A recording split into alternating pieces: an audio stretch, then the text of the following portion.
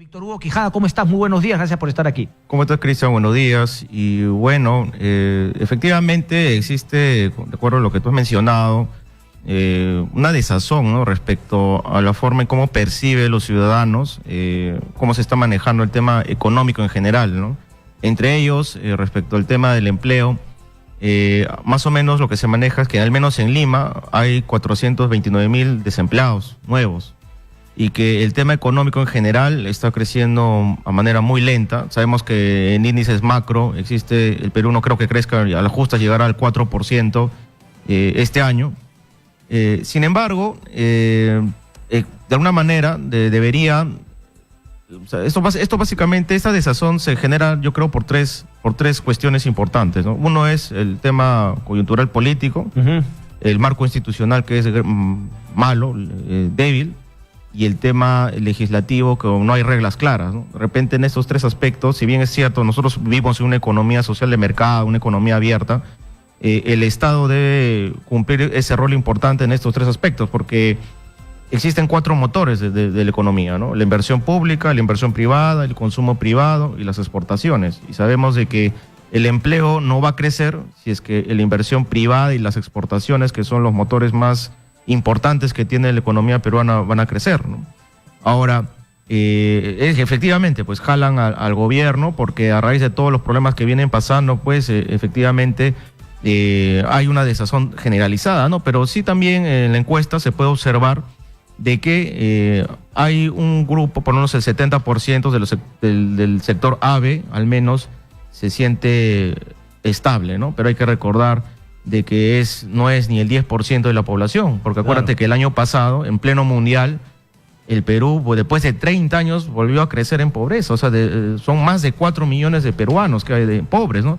De repente, gestión está enfocando en algunas cosas, sí, al sector A, B, quizás el sector C, pero el sector D, E, que es la mayoría en el Perú, realmente es preocupante lo que viene ocurriendo, ¿no? Y ahí parece estar también, digamos, un sector de gente, digamos, que le quita o tiene mayor desaprobación el presidente Vizcarra frente a estas personas. ¿Qué se debería hacer? ¿Qué medidas tomar para finalmente aumentar el crecimiento del PBI y por ende la generación de empleo? Ahora, te hago la pregunta directa, porque mucha gente dice, no, tenemos que reactivar los proyectos mineros, el crecimiento.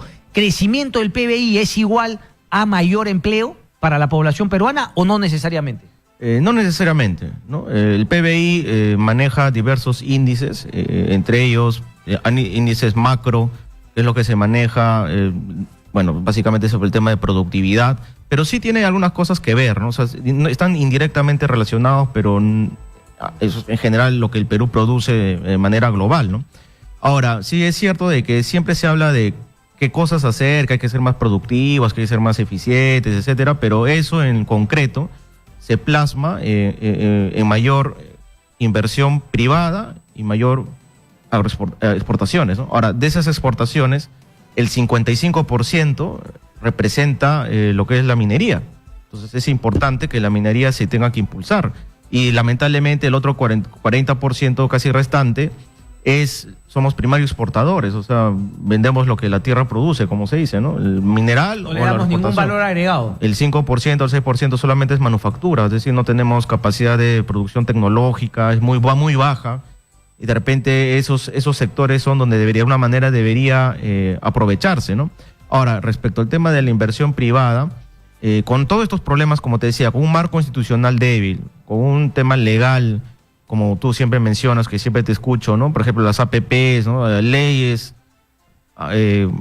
creadas, calzadas a favores de determinados grupos, cuando no hay reglas claras, cuando licitas una obra, o en este caso, adjudicas una concesión, una APP a una empresa como Graña y Montero, cuestionada por corrupción, bueno, todos ya sabemos cuál es la historia. Claro, y cuestionada porque ellos lo han decidido así, claro, porque ellos podrían haberse ya acogido y haber dicho, bueno, sí, hemos cometido estas cosas, pero queremos... No, hasta ahora nos siguen tonteando. Entonces, claro, eso me parece que agrava más su situación. Claro, agrava más, y eso tiene mucho que ver con la economía, porque se supone que, en este caso, hablando de la inversión pública, que es muy baja, ahorita que no está en decrecimiento desde el gobierno de Humala, ha decrecido, estamos en menos 2,5. Ya, déjame hacer una pausa. ¿Eso a qué se debe? Porque claro, digamos, el factor coyuntural respondería al cambio de autoridades en gobiernos locales, gobiernos regionales, que obviamente hacen que haya un tiempo de acomodarse finalmente, pero si tú me dices que viene desde Humala, no es un tema coyuntural, es un tema estructural, la incapacidad del Estado de invertir público. Efectivamente, acá hay una falta de capacidad de gestión generalizada a nivel del gobierno central y gobiernos subnacionales en la forma de cómo se tiene que ejecutar el gasto público. Hay un gran porcentaje que se vuelve a las arcas del Ministerio de Economía y Finanzas, y otro porcentaje se gasta en obras que no tienen trascendencia, que de repente la Contraloría debería poner énfasis, ¿no? Como obras sobrevaloradas o en provincias, parques zonales, monumentos que no tienen ningún tipo de funcionalidad, digamos, si la gente sigue sin agua, sigue sin desagüe, lo que hemos visto en muchas zonas mineras donde justamente se genera este caldo de cultivo. Ahora, Víctor Hugo, ¿tú ves que haya, digamos, cambios? Porque claro, un tema es luchar contra la corrupción, pero la lucha contra la corrupción en materia punitiva le corresponde únicamente al Ministerio Público, pero la lucha contra la corrupción va mucho más allá de castigar a los que ya han cometido actos de corrupción. Se trata justamente de cambiar, era lo que yo decía que tú justamente me citabas. Y por ejemplo vemos que ¿se han dado acaso cambios en la manera cómo se dan las adjudicaciones de obras? ¿Se han dado cambios en la manera cómo se controla el avance de una obra? ¿Cambios en la manera cómo se da APPs? El otro día leí a Wash, que lo sigo citando, que decía que no hemos corregido nada, tanto así que queremos ahora apelar al tema de gobierno a gobierno. ¿Hay cambios estructurales para eliminar los incentivos a la corrupción? No, realmente los cambios que han habido en materia legislativa al menos han sido mínimos. Bueno, se está tratando de poner un poco más de énfasis al control, por ejemplo el tema de APPs con los pronunciamientos de la Contraloría, pero ya hemos sabido ya también que a veces estos órganos de control a veces actúan de manera arbitraria, podríamos llamarlo así, ¿no? Porque acuérdate que cuando pasó con lo del gasoducto, cuando pasó lo del tren eléctrico, se hicieron a la vista gorda, ¿no? No hubo una capacidad de reacción de la Contraloría, ¿no? Ahora, realmente el Estado peruano carece de todo un equipo técnico y realmente el problema es estructural en el aspecto de la gestión pública y desde el punto de vista normativo, ¿no? Y realmente, si bien es cierto, tú mencionas de que el sistema de justicia es quien debe hacer la política punitiva, pero no hay una política preventiva. Que pasa justamente por lo que te decía, leyes del Congreso, pero el Ejecutivo también podría hacer muchísimo más de lo que está haciendo. ¿No? Efectivamente, porque mira, ahí el Ejecutivo de alguna manera tiene incidencia directa sobre la Contraloría, o sea, tendría que haber una política preventiva de control o un control más serio desde antes de que se ejecute el gasto público. Y respecto a la Procuraduría, que depende del Ministerio de Justicia, correcto, para que nunca se ve que hayan procuradores de municipalidades, de gobiernos regionales o de gobiernos o de ministerios que estén denunciando a su Pero es lo que yo dije, ¿no? El presidente Vizcarra se llena la boca del tema del Club de la Construcción, de haber bajado de 110 a 90%, pero lo que yo le critiqué en su momento y no hice fue dirigir, digamos, no ordenar, porque ahora hablamos de la autonomía del procurador, pero de alguna manera decirle, señor procurador, aquí está usted la prueba, denuncia al Club de la Construcción, cosa que nunca hizo. Víctor Hugo, quiero hablar un tema particular porque veo que tú tienes justamente, como acá leo, una expertise en contrataciones del Estado. ¿En qué consiste una iniciativa privada? Quiero entender el tema de Graña Montero, de la Vía Expresa Sur, y por qué el alcalde Muñoz habría decidido dar ese paso, por decirlo menos cuestionable. Había una iniciativa privada. ¿Qué es una iniciativa privada? Lo presenta una empresa, pero, digamos, era sí o sí la necesidad de llevar ese contrato adelante. Había una posibilidad de negociar para sacar a Graña Montero de la iniciativa privada. No sé si tienes información al respecto. Bueno, sí, efectivamente la legislación de asociación pública privada tiene dos formas de trabajar. Básicamente es una asociación pública y privada respecto a la forma de financiamiento y ejecución de determinadas obras, a cambio de algo, en este caso un peaje, ¿no? Que es lo que va a administrar Graña.